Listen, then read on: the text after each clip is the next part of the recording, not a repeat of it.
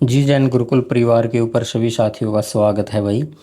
तो साथियों हमने हरियाणा जीके के अंदर हरियाणा के जिला दर्शन शुरू कर रखे थे साथियों।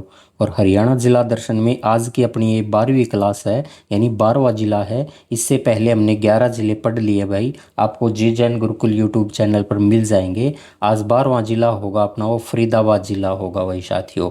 आइए शुरुआत करते हैं, फरीदाबाद जिले को शुरुआत करते हैं भाई। फरीदाबाद जिला जो साथियों आपको मैप के ऊपर दिखाई देगा, फरीदाबाद जिला। साथियों फरीदाबाद जिला जो है, जो आपको मैप पर दिखाई दे रहा है साथियों, ये जिला कौन सा है? तो ये फरीदाबाद जिला है भाई साथियों। कौन सा जिला है? फरीदाबाद जिला है। तो साथियों फरीदाबाद जिला जो है, ये जिला दिखाई देता है साथियों, ये फरीदाबाद जिला है भाई। कौन सा जिला है? फरीदाबाद जिला है। तो फरीदाबाद जिला है साथियों। ये जिला एफ से जो दर्शा दिया मैंने, कौन सा जिला हो गया? फरीदाबाद जिला हो गया भाई। ये एफ दिखाई दे रहा है, तो ये फरीदाबाद जिला हो गया। इसको अलग से लिखते हैं इस कलर से, एफ से साथियों। एफ से दर्शा दिया भाई, ये ज़िला कौन सा हो गया अपना? फरीदाबाद ज़िला हो गया भाई साथियों। फरीदाबाद ज़िला है। फरीदाबाद के साथ सीमा बनाने वाले ज़िले कौन से हरियाणा के? साथियों ये ज़िला जो है, ये गुरुग्राम ज़िला है भाई। कौन सा ज़िला है? ये गुरुग्राम ज़िला है। तो गुरुग्राम ज़िला सीमा बनाता है। और ये साथियों ये ज़िला जो है साथियों, ये नूह ज़िला है। कौन सा ज़िला है? जो ये ज़िला है ना, ये वाला ज़िला, ये आपका नूह ज़िला है भाई। ये हमारा हरियाणा का नूह ज़िला है। और साथियों ये ज़िला जो है, ये पलवल ज़िला है। कौन सा ज़िला है? ये पलवल ज़िला है। तो पलवल ज़िला की सीमा लगती है, नूह ज़िले की सीमा लगती है। और साथियों इसके साथ सीमा लगती है जो, ये गुरुग्राम ज़िले की सीमा लगती है। कुछ की गुरुग्राम ज़िले की सीमा लगती है भाई। तो गुरुग्राम के साथ, नूह के साथ, पलवल के साथ सीमा बनाता है फरीदाबाद ज़िला। साथियों फरीदाबाद के साथ जो है सीमा लगती है, वो दिल्ली की सीमा भी लगती है भाई। फरीदाबाद के साथ कौन सी सीमा लगती है? दिल्ली की सीमा भी लगती है, ये ध्यान रखना भाई। आइए अब शुरुआत करते हैं साथियों स्थिति की शुरुआत करते हैं। तो साथियों हरियाणा का जब हम बात करते हैं मैप की, तो हरियाणा के मैप पर फरीदाबाद की स्थिति कहाँ पर है? तो फरीदाबाद जो है, ये हरियाणा के दक्षिण पूर्व में है भाई। हरियाणा के दक्षिण पूर्व में, हरियाणा के दक्षिण पूर्व दिशा में है भाई। हरियाणा के दक्षिण पूर्व दिशा में है। तो किस दिशा में है भाई फरीदाबाद? हरियाणा के दक्षिण पूर्व दिशा के अंदर है। साथियों अब बात करते हैं भाई, ये अस्तित्व में कब आया था? तो फरीदाबाद जिला है, अस्तित्व में आया था साथियों 15 अगस्त 1979 को अस्तित्व में आया था। और साथियों ये हरियाणा का 12वां जिला बना था। तो हरियाणा का 12वां जिला है। इससे पहले हमने 11 ज़िले कंप्लीट कर लिए भाई। आप उन 11 ज़िलों को भी जो है ज़रूर से ज़रूर देख ले भाई, एक बार ज़रूर से ज़रूर देख ले। लिंक आपको इसी वीडियो की डिस्क्रिप्शन में दे रखा है प्लेलिस्ट का, तो आप 11 ज़िले जो है वहाँ जाकर पढ़ सकते हैं। साथियों उस समय हरियाणा का जो मुख्यमंत्री था, तो उस समय हरियाणा का मुख्यमंत्री था चौधरी भजन लाल। कौन थे? चौधरी भजन लाल जो हैं, ये मुख्यमंत्री थे भाई, चौधरी भजन लाल। तो ये मुख्यमंत्री था भाई उस समय हरियाणा प्रदेश का। साथियों ये जो अलग हुआ था, तो गुरुग्राम से अलग हुआ था भाई। ये किससे अलग हुआ था? गुरुग्राम से अलग हुआ था। तो इसको भी लिख सकते हैं भाई, ये किससे अलग हुआ था? गुरुग्राम से अलग हुआ था। गुरुग्राम से अलग हुआ था। गुरुग्राम से अलग हुआ था भाई, यानी गुड़गांव से अलग हुआ था भाई, गुरुग्राम से अलग हुआ था। साथियों हम बात करते हैं भाई, अब इसके क्षेत्रफल की बात करते हैं। तो वर्तमान के अंदर भाई फरीदाबाद जो है, इसका क्षेत्रफल कितना है? तो साथियों क्षेत्रफल जो है ना, 441.9 किलोमीटर स्क्वायर है भाई, या वर्ग किलोमीटर में है। साथियों कभी कभी ये जो मिल जाता है 742 मिल जाएगा भाई। आपको कितना मिल जाएगा? 742 वर्ग किलोमीटर मिल जाएगा। या फिर 742 ना मिले तो 741 वर्ग किलोमीटर जो है, ये आपको फरीदाबाद का क्षेत्रफल देखने को मिल जाएगा। फरीदाबाद का क्षेत्रफल जो है, नोट बना के इसके बारे में लिख लेंगे भाई। फरीदाबाद के क्षेत्रफल के बारे में नोट बना के लिख लेंगे कि हरियाणा के अंदर सबसे कम क्षेत्रफल वाला जिला है भाई। हरियाणा में सबसे कम क्षेत्रफल वाला जिला, सबसे कम क्षेत्रफल वाला जिला है भाई, सबसे कम क्षेत्रफल वाला जिला। तो हरियाणा का सबसे कम क्षेत्रफल वाला जिला कौन सा हो जाएगा भाई? वो हो जाएगा अपना फरीदाबाद जिला हो जाएगा भाई।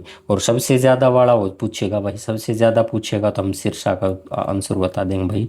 सबसे ज़्यादा पूछेगा तो वो ज़िले का नाम बता देंगे हम, सिरसा। कौन सा ज़िला बता देंगे? सिरसा बता देंगे, सबसे ज़्यादा पूछेगा तो। अब बात करते हैं साथियों हम जनसंख्या की। फरीदाबाद की जनसंख्या जो है साथियों 2011 के आंकड़ों के अनुसार, तो फरीदाबाद की जनसंख्या जो हरियाणा में सबसे ज़्यादा जनसंख्या वाला ज़िला है भाई, ये ध्यान करना। इसकी जनसंख्या जो है ना, एक बार तो लिखेंगे साथियों 18 लाख से अधिक है भाई। किससे अधिक है? 18 लाख से अधिक। तो जनसंख्या जो है 18 लाख से अधिक है भाई, अधिक लिखेंगे। 18 लाख से ज़्यादा जनसंख्या भाई फरीदाबाद की, ये ध्यान रखना। एग्जिट की बात करें तो साथियों 18 लाख इसकी जनसंख्या है। और ये 9,733 इतने व्यक्ति जो हैं फरीदाबाद के अंदर रहते हैं 2011 के आंकड़ों के अनुसार जो है। नोट बना के लिख सकते हैं साथियों, इसके बारे में नोट बना के लिख सकते हैं। हरियाणा में सबसे ज़्यादा, हरियाणा में सबसे ज़्यादा, हरियाणा में सबसे ज़्यादा या सर्वाधिक लिख दे, सबसे ज़्यादा के स्थान पे क्या लिख दें? सर्वाधिक जनसंख्या वाला, सर्वाधिक जनसंख्या वाला ज़िला। तो हरियाणा का सर्वाधिक जनसंख्या वाला ज़िला कौन सा हो जाएगा? ये हो जाएगा अपना भाई फरीदाबाद हो जाएगा भाई, ठीक है। फरीदाबाद, तो डी भी लिख दिया, एफ बी डी कर दिया, फरीदाबाद हो जाएगा भाई। ये कौन सा ज़िला हो जाएगा? फरीदाबाद हो जाएगा। साथियों उसके बाद बात करते हैं हम भाई जनसंख्या घनत्व की बात करते हैं। साथियों घनत्व का मतलब यहाँ है जनसंख्या घनत्व से, किससे है? जनसंख्या घनत्व से है भाई। यहाँ हम बात करते हैं भाई जनसंख्या घनत्व की बात करते हैं। तो साथियों ये जनसंख्या घनत्व जो है ना, ये कितना है? तो ये साथियों 42 और सॉरी 2442 यानी 2442 जो है ये व्यक्ति आते हैं भाई। कितने व्यक्ति आते हैं? किसमें? प्रति वर्ग किलोमीटर में आते हैं भाई। किस में आते हैं? प्रति वर्ग किलोमीटर के अंदर आते हैं। और साथियों यहीं पर फिर हम नोट बना के लिख देंगे, यहीं पर नोट बना के लिख देंगे कि हरियाणा में सर्वाधिक, राज्य में हरियाणा में सर्वाधिक जन घनत्व की अगर बात करें ना भाई, जनसंख्या घनत्व, तो इसी का है भी। हरियाणा में सर्वाधिक, हरियाणा में सर्वाधिक जनसंख्या घनत्व, हरियाणा में सर्वाधिक जनसंख्या घनत्व, जनसंख्या घनत्व। तो साथियों हरियाणा में सर्वाधिक जनसंख्या घनत्व जो है वो कौन से ज़िले का है? तो फरीदाबाद ज़िले का है। अगर ज़्यादा का है तो साथियों हम कम का भी पढ़ लेते हैं, क्योंकि हमने 11वां ज़िला जो पढ़ा था ना साथियों, 11वां ज़िला वो हमने सिरसा को ही पढ़ा है। और सिरसा को पढ़ा है तब हमने सिरसा को देखा था और फरीदाबाद को। अब बात करते हैं कम वाले की, तो कम में हो जाएगा साथियों सिरसा हो जाएगा भाई। सबसे कम जनसंख्या घनत्व वाला ज़िला कौन सा है? सिरसा है भाई। यहाँ जनसंख्या घनत्व साथियों 303 व्यक्ति है भाई। 303 व्यक्ति जो आते हैं प्रति वर्ग किलोमीटर में आते हैं भाई। किस में आते हैं? प्रति वर्ग किलोमीटर में आते हैं सिरसा में। और सबसे ज़्यादा जो है ये फरीदाबाद का, सबसे ज़्यादा किसका है? फरीदाबाद का। आइए बात करते हैं भाई फरीदाबाद की तहसील की बात करते हैं साथियों। तो फरीदाबाद के अंदर साथियों तहसील का जब जिक्र आता है तो हम 3 तहसील पढ़ते हैं फरीदाबाद के अंदर। एक तहसील तो फरीदाबाद आती है, तो फरीदाबाद तहसील है भाई, फरीदाबाद तहसील है। साथियों बड़खल तहसील आती है, बड़खल तहसील आती है। और साथियों बल्लभगढ़, बल्लभगढ़ को साथियों नाम से जाना जाने लगा बलरामगढ़ के नाम से। तो कौन सी होगी भाई? बलरामगढ़, जिसको हम पहले बल्लभगढ़ के नाम से जानते थे भाई। किस नाम से जानते थे? बल्लभगढ़ के नाम से जानते थे। तो ये अब बलरामगढ़ हो चुका है भाई, बल्लभगढ़ बलरामगढ़ बन चुका है। साथियों अगर हम उप तहसील की बात करें तो यहाँ पर उप तहसील 5 उप तहसील आती हैं भाई। यहाँ पर 5 उप तहसील आती हैं। तो एक सत्तू उप तहसील आती है साथियों, तिगांव उप तहसील आती है जिसको अमर शहीदों का गांव कहा जाता है। तिगांव जो है साथियों एक दयालपुर है, यहाँ पर उप तहसील दयालपुर है। साथियों गोच्छी यहाँ की उप तहसील है, गोच्छी यहाँ की उप तहसील है। साथियों यहाँ की धोज जो है ये उप तहसील है। और साथियों मोहना जो है ये यहाँ की उप तहसील है। तो 5 उप तहसील है भाई फरीदाबाद के अंदर, 5 उप तहसील हैं। अब बात करते साथियों हम यहाँ के विधानसभा क्षेत्र की। तो फरीदाबाद के अंदर विधानसभा के 6 क्षेत्र आते हैं भाई। कितने हैं? 6 क्षेत्र आते हैं भाई। साथियों 6 क्षेत्र आते हैं विधानसभा के यहाँ पर फरीदाबाद से। अब देखेंगे भाई फरीदाबाद के अंदर क्षेत्र कौन कौन से आते हैं। साथियों पहला तो है भाई यहाँ पर फरीदाबाद, कौन सा है? फरीदाबाद। साथियों फरीदाबाद जो है यहाँ से, फरीदाबाद से बीजेपी का ही सांसद विधायक बना है, जिसका नाम विपुल गोयल है भाई। और दूसरे की अगर बात करें साथियों, वो फरीदाबाद के नाम से है, एनआईटी करके, फरीदाबाद एनआईटी। तो ये फरीदाबाद एनआईटी दूसरी विधानसभा है भाई यहाँ फरीदाबाद की, जहाँ से सतीश कुमार फागना जो है वो बने हैं भाई। सतीश कुमार फागना जो है वो यहाँ से विधायक बने हैं इस बार। और तीसरे स्थान पे हम पढ़ेंगे वो बड़खल है भाई। तीसरे स्थान पे कौन सी आ जाएगी? बड़खल आ जाएगी भाई। बड़खल विधानसभा क्षेत्र जो है ना, यहाँ से धनेश अलदखा जो हैं वो यहाँ से विधायक है भाई। और चौथी पढ़ेंगे साथियों हम तीगांव, जिसको अमर शहीदों का गांव कहा जाता है। तो तीगांव विधानसभा का जो यहाँ क्षेत्र है, तो तीगांव से विधानसभा का यहाँ इस बार से विधायक जो एमएलए है राजेश नागर है भाई, बीजेपी का है भाई। उसके बाद बात करते हैं हम बलरामगढ़ की, जिसको वर्तमान में बलरामगढ़ बल्लभगढ़ के नाम से जाना जाता था पहले भाई। यहाँ से मूलचंद शर्मा जो हैं वो यहाँ से क्या है, विधायक हैं और बीजेपी के हैं भाई। उसके बाद एक विधानसभा सीट है भाई पृथला। और साथियों पृथला से है ना कांग्रेस का रघुवीर तेवतिया है भाई यहाँ से। तो ये 6 विधानसभा क्षेत्र हैं भाई, फरीदाबाद के 6 विधानसभा क्षेत्र हैं साथियों। अब नोट बना के हम कुछ बातों को लिखेंगे साथियों, नोट बना के लिखेंगे। एनसीआर जो है, एनसीआर के अंदर हरियाणा के साथियों 14 जिले आते हैं भाई। कितने जिले आते हैं? 14 जिले आते हैं साथियों। आप कई बार जगह के ऊपर बात करते हैं भाई, मैं बात करता हूँ यहाँ 9 जिलों की साथियों। 9 जिले जो है ना, एचएसएससी को नहीं पता ये 9 जिले हैं। और एचएसएससी को क्या, बहुत सारे ऐसे जिले हैं जो एनसीआर में आते हैं, वहाँ पर आरटीओ को भी नहीं पता भाई ये चीज़ें। आरटीओ को भी अभी तक ये नहीं पता भी एनसीआर में कौन से जिले आते हैं, कौन से जिले नहीं आते। तो हरियाणा के अंदर 14 जिले जो हैं ये एनसीआर के अंदर आते हैं भाई। 14 जिले को हमने सही मानना है। 9 जिले जो हैं, ये 9 जिले एचएसएससी नहीं मानेगी भाई 9 जिलों को। तो एनसीआर जो है इसमें 9 जिले आते हैं भाई। तो एनसीआर में शामिल हरियाणा का पहला जिला जो बना था वो फरीदाबाद था। एनसीआर में शामिल हरियाणा का पहला का मतलब भाई हम प्रथम जिला बता देंगे। तो प्रथम जिला हो जाएगा फरीदाबाद। कौन सा जिला हो जाएगा? फरीदाबाद। तो एनसीआर में शामिल जो हरियाणा के ज़िले कितने हैं? 14 ज़िले हैं। उसमें पहला ज़िला जो शामिल हुआ था वो कौन सा था? फरीदाबाद था साथियों। प्रथम नगर निगम की अगर बात करें ना, प्रथम नगर निगम, क्योंकि वर्तमान में 11 नगर निगम है हरियाणा के अंदर, तो प्रथम नगर निगम की अगर बात करें तो कौन सा था भाई प्रथम नगर निगम? वो फरीदाबाद था भाई। कौन सा था? फरीदाबाद था साथियों। फरीदाबाद नगर निगम जो बना था ना 1994 के अंदर बना था भाई फरीदाबाद नगर निगम। और अगर बात करूँ भाई वर्तमान की, तो वर्तमान में हरियाणा में कितने हैं भाई? 11 नगर निगम है भाई। कौन से हैं? 11 नगर निगम है भाई, ये ध्यान रखना। 11 नगर निगम वर्तमान के अंदर है साथियों। अगर फिर मैं एक क्वेश्चन आपसे के सामने करूं नोट बना के कि सबसे कम नगर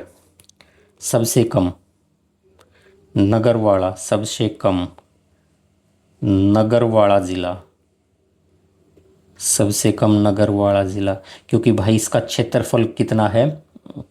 क्षेत्रफल है 741 या 742, एग्जिट 741.9। तो सबसे कम नगर जिला वाला जिला जो है वो फरीदाबाद है। वो कौन सा है? फरीदाबाद है। फरीदाबाद के अंदर साथियों 3 ही नगर हैं। कितने नगर हैं? 3 ही नगर हैं भाई। अगर भाई यहाँ बात ही कर रहे हैं तो सर्वाधिक की अगर बात करें तो सर्वाधिक नगर कहाँ पर है भाई? सर्वाधिक, तो सर्वाधिक साथियों अम्बाड़ा में हो जाएंगे भाई। कहाँ हो जाएंगे? अम्बाड़ा में हो जाएंगे। और साथियों अम्बाड़ा के अंदर 15 नगर हैं भाई। कितने नगर हैं? 15 नगर है, ये ध्यान रखना भाई इसमें, ठीक है।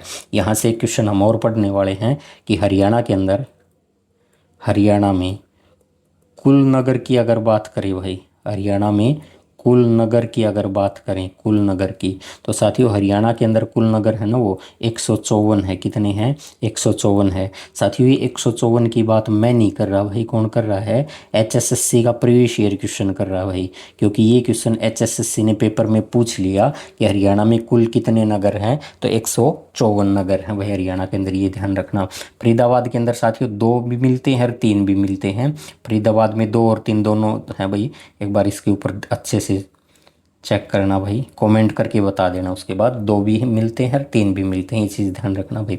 ठीक है, स्थापना की बात करेंगे भाई अब। स्थापना तो साथियों इसकी स्थापना जो की गई थी फरीदाबाद की, तो फरीदाबाद की स्थापना साथियों 1607 ईस्वी के अंदर की गई थी भाई। कब की गई थी? 1607 ईस्वी में। साथियों जो 1607 ईस्वी थी ना, इसका मतलब एग्जामिनर हमसे पूछ सकता भाई कौन सी सदी चल रही थी। तो सदी की अगर बात करें तो सदी कौन सी थी भाई? 17वीं सदी थी। कौन सी सदी थी? 17वीं सदी थी भाई। इस 17वीं सदी के अंदर इसको फरीदाबाद को बसाने का काम किसने किया था, यानी संस्थापक कौन रहा था भाई? बाबा फरीद द्वारा इसको संस्थापक माना जाता है। फरीदाबाद के संस्थापक माने जाते हैं भाई बाबा फरीद। बाबा फरीद जो हैं, इस बाबा फरीद के द्वारा फरीदाबाद का जो है संस्थापक माने जा रहे हैं भाई बाबा फरीद। साथियों बाबा फरीद थे कौन भाई? बाबा फरीद तो जहांगीर जो था ना, जहांगीर, इस जहांगीर के कोषाधिकारी रहे हैं भाई। जहांगीर के कोषाधिकारी रहे हैं, और उन कोषाधिकारी का नाम क्या था भाई? ये बाबा फरीद था भाई, बाबा फरीद। साथियों इस फरीदाबाद को किस किस उपनाम से जाना जाता है भाई? फरीदाबाद को किस किस उपनाम के से जाना जाता है? तो साथियों फरीदाबाद जो है इसको कहा जाता है भाई औद्योगिक नगरी। किसके नाम से जाना जाता है? हरियाणा की औद्योगिक नगरी के नाम से इसको जाना जाता है भाई।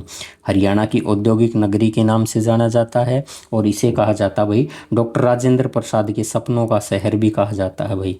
डॉक्टर राजेंद्र प्रसाद के, डॉक्टर राजेंद्र प्रसाद के सपनों का शहर, के सपनों का शहर, डॉक्टर राजेंद्र प्रसाद के सपनों का शहर।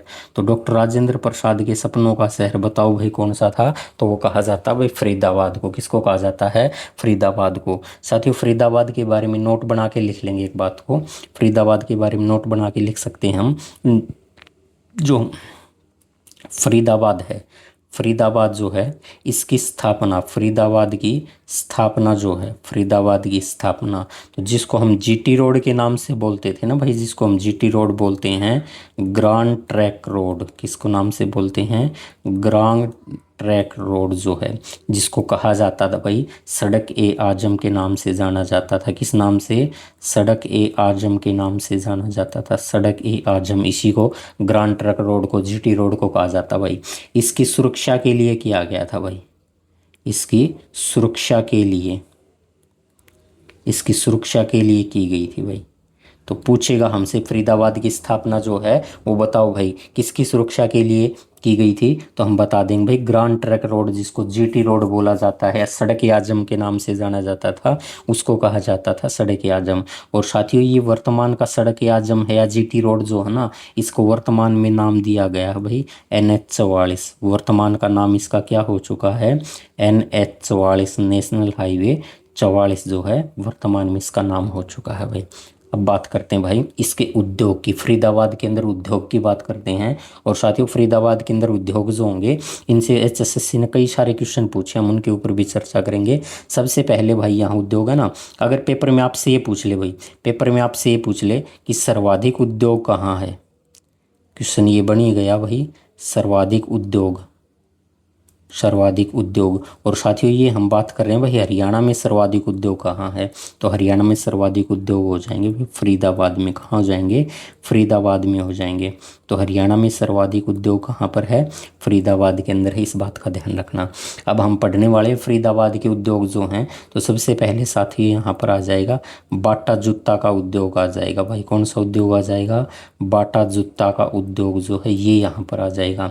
साथियों बाटा जूता का उद्योग जो है, तो यहाँ पर वही लखानी के जूते व चप्पल मिलते हैं भाई, लखानी जूतों व चप्पलों की,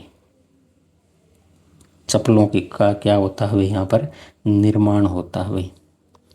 लखानी के कहें जूते चप्पल जो हैं उनका निर्माण होता है भाई, ठीक है ना। और साथियों ये लखानी का जो जूते होते हैं, ये शुरुआत किसके द्वारा की गई थी भाई? 1966 में साथियों इसकी शुरुआत की गई थी भाई, 1966 में इसकी शुरुआत की गई थी साथियों केसी लखानी के द्वारा भाई, केसी लखानी के द्वारा इसकी शुरुआत की गई थी। और इन्हीं के नाम पर साथियों इसका नाम पड़ा था भाई लखानी जो है। तो लखानी, केसी लखानी के द्वारा शुरुआत की गई थी भाई इसकी, ठीक है। दूसरा नाम करते हैं, दूसरा नाम पढ़ते हैं हमें गुड्स ईयर टायर का पढ़ते हैं भाई। किसको पढ़ते हैं? गुड ईयर का जो टायर है ना, गुड ईयर टायर उद्योग, गुडियर का टायर उद्योग जो है, हम इसकी चर्चा कर लेते हैं साथियों। ये कहाँ पर है, तो ये बल्लभगढ़ के अंदर है, जिसको हम वर्तमान में बलरामगढ़ के नाम से जानते हैं भाई। ठीक है, पेपर में शायद बल्लभगढ़ अब नहीं आएगा, अब तो काफ़ी समय हो चुका है। बल्लभगढ़ के नाम से जिसको जाना जाता था, वर्तमान में इसका नाम हो गया अभी बलरामगढ़ जो है। ठीक है ना, तो बल्लभगढ़ ऑप्शन में मिले या बलरामगढ़, अब तो चांस है भाई बलरामगढ़ मिल जाएगा, लेकिन हो सकता था वो कोई ऐसा क्वेश्चन उठा ले जहाँ पर नाम ही ना दे रखा हो बलरामगढ़ का, और वहाँ बल्लभगढ़ मिल जाएगा आपको। ठीक है ना, अब बात करते हैं साथियों आगे, अगले उद्योग की बात करते हैं साथियों। अगले उद्योग की बात करते हैं तो यहाँ पर भाई कृत्रिम अंग निर्माण, कृत्रिम कृत्रिम अंग निर्माण, ठीक है ना, ये उद्योग भी है साथियों। इसी को बोला जाता है भाई हड्डी निकासी उद्योग, किसके नाम से बोला जाता है, हड्डी की नकासी का उद्योग जो है। तो साथियों हड्डी की नकासी उद्योग जो है ये कहाँ पर है, तो साथियों ये तिगांव के अंदर है भाई। किस गांव में है, तिगांव के अंदर है भाई, तिगांव के अंदर।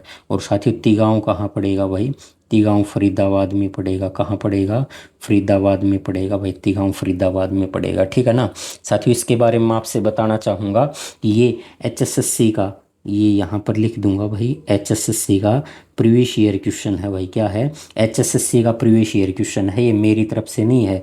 हड्डी की नकासी पूछा गया था भाई, हड्डी की नकासी, तो ये तिगांव, कहाँ, तिगांव फरीदाबाद से एचएसएससी का पीवाईक्यू है साथियों। इसी तरीके से मैं आपसे बात करूँ तो साथियों चंदन की, चंदन नकासी, ये फरीदाबाद तो नहीं होगा, लेकिन इससे संबंधित कुछ बातें करते हैं, तो ये किससे संबंधित हो जाएगा भाई, ये झज्जर से संबंधित हो जाएगा साथियों। हड्डी की नकासी तो तिगांव फरीदाबाद संबंधित है, और चंदन की नकासी के लिए प्रसिद्ध वो झज्जर प्रसिद्ध है। और साथियों ये मेरी तरफ से नहीं बता रहा भाई, मैं एचएसएससी का प्रीवियस ईयर क्वेश्चन की तरफ से बता रहा हूँ भाई। वैसे तो पढ़ा तो सभी रहे हैं, सभी आपको बता भी रहे हैं, लेकिन मैं आपसे बताता हूँ भाई, ये चीज़ है ना एचएसएससी ने पूछ ली तो ये अपनी नहीं रही है, एचएसएससी की होली है भैया।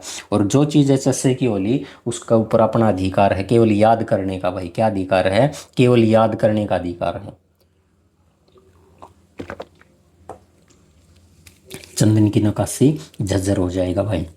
उसके बाद बात करते हैं साथियों, फरीदाबाद से ही संबंधित है एस्कॉर्ट, एस्कॉर्ट ट्रैक्टर जो है, एस्कॉर्ट ट्रैक्टर साथियों, ये पावर ट्रैक्टर भी बोल देंगे भाई, पावर ट्रैक्टर।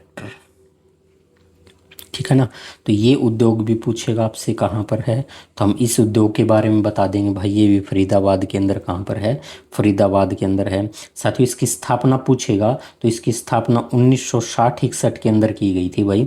1960-61 में दो व्यक्तियों के द्वारा की गई थी। एक व्यक्ति का नाम था हरिनंदा, कौन था, हरिनंदा।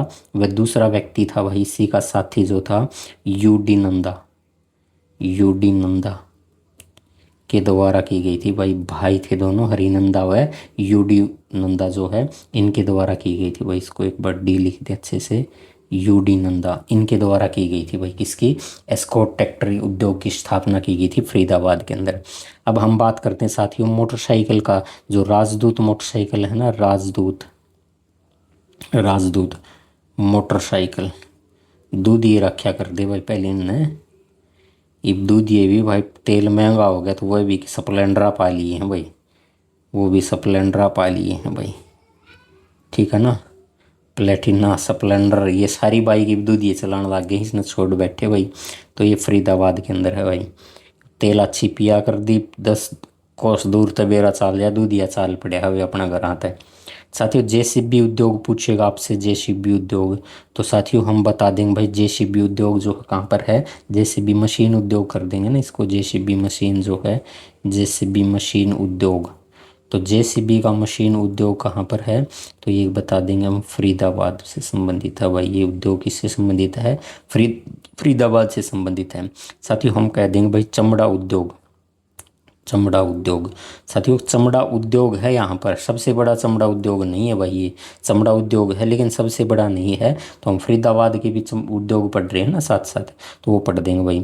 उसके बाद लिख लेंगे भाई रेफ्रिजरेटर का उद्योग जो है, रेफ्रिजरेटर, या इसको रेफ्रिजरेटर बोल दें, टीवी का उद्योग भी बोल दें, एसी का उद्योग भी बोल दें। तो साथियों ये सारे उद्योग तीनों के तीनों कहाँ हैं, फरीदाबाद में भाई, फरीदाबाद के उद्योग हैं भाई।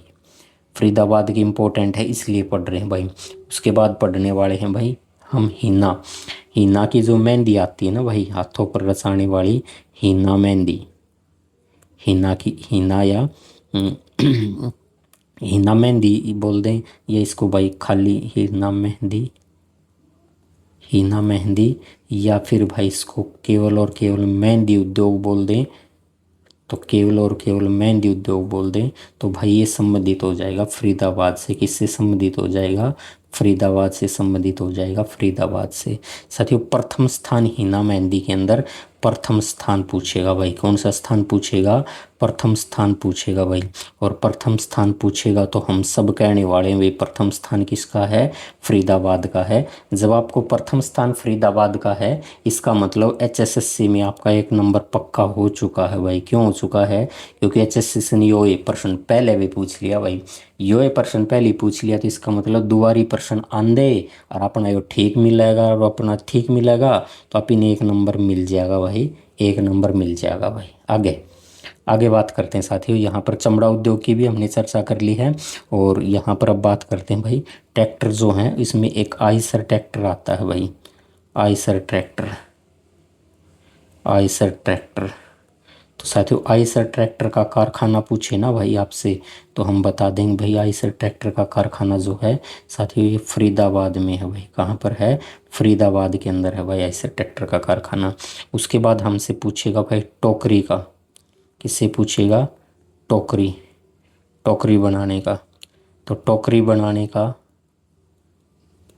टोकरी बनाने के लिए, टोकरी बनाने के लिए राज्य का प्रथम जिला, टोकरी बनाने में राज्य का प्रथम जिला यानी पहला जिला कौन सा आ जाएगा? तो वो अपना फरीदाबाद जिला आ जाएगा, जिसको आज हम पढ़ रहे हैं वही फरीदाबाद जिला है। बिल्कुल सारी चीज़ पढ़ाएंगे भाई, जो पेपर मांगी वह तो हर एक चीज़ पढ़ाएंगे। और मन्नू नहीं वेरा भाई किसके मामा का घर फरीदाबाद में खड़े है, इस बात का मैंने मूल भी नहीं वेरा भाई।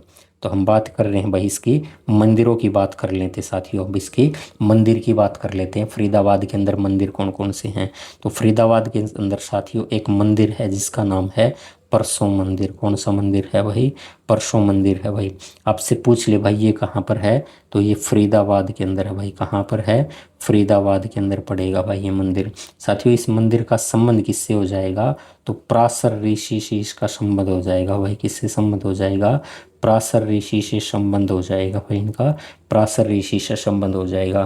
साथियों दूसरे मंदिर की अगर चर्चा कर लेता हूँ, यहीं पर दूसरा मंदिर कर लेता हूँ साथियों, वो झरना मंदिर है भाई। कौन सा मंदिर है? झरना मंदिर है भाई। तो झरना मंदिर भी कहाँ का मंदिर है? ये भी भाई फरीदाबाद, फरीदाबाद का मंदिर है भाई। कौन सा? फरीदाबाद का मंदिर है भाई, फरीदाबाद। तो साथियों ये फरीदाबाद का मंदिर है, फरीदाबाद, फरीदाबाद का मंदिर है भाई ये, फरीदाबाद।